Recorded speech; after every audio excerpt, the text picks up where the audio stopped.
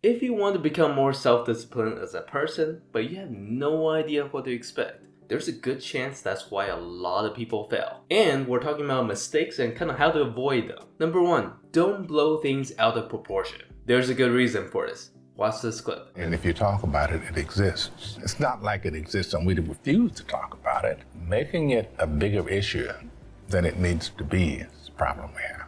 One of the biggest problems with discipline is kind of getting back on once you have fall off the track. And the reason why this is so difficult for a lot of people is that people go in with like this all or nothing mentality. But the reality is that things happen in gradients. It's like, what? AI can make a pizza? Humanity is going to go extinct. No, it's not. Don't blow things out of proportion. If you ate a piece of junk food, it doesn't mean that you completely failed and then you should just go and eat another whole pizza. If you miss one day, don't make it a bigger deal than it has to be. Most discipline isn't actually about never falling off track, but it's actually about when you fall off track, how fast can you recover? So the less deal that you make your mistakes out to be, the faster you can pull yourself back on track. If you're looking to become a better person that makes a better society, hit that subscribe button. Next is underestimating your environment. Listen to this clip and the impact of environment on you. It really doesn't matter the condition of your birth.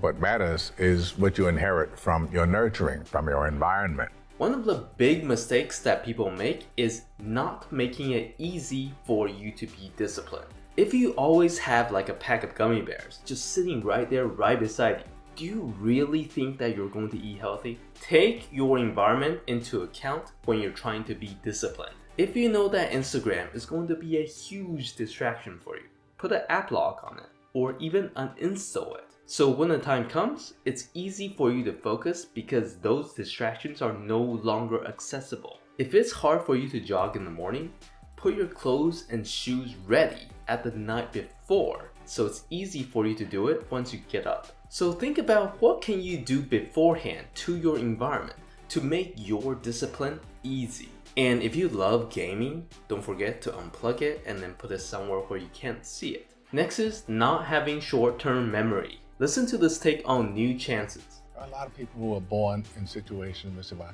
I'll never get out of this. So they won't, could have done it.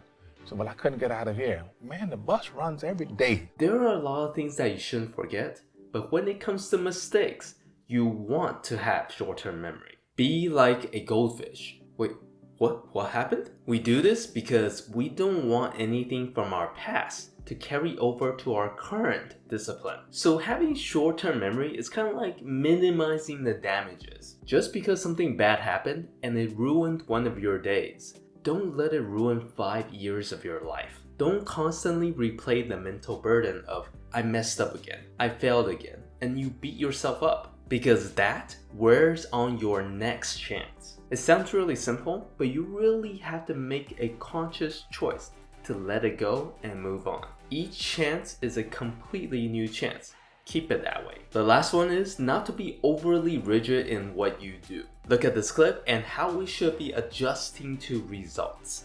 So rather than create a schism, say, okay, I'll do one for you and I'll do one for me. Monitors, they see it on the big screen, they come back and they'll tell you, you're right. Let's say you're starting to work out and you want to get into shape. And you're like, I am going to be like Creed and Rocky, or I don't know, whatever influencer you follow. You set the goal for 6 days a week, but it's too hard. If that's the case, then start with 3 days a week. This doesn't mean constantly lowering your bars and standards, but you have to start with something that is reasonable for you.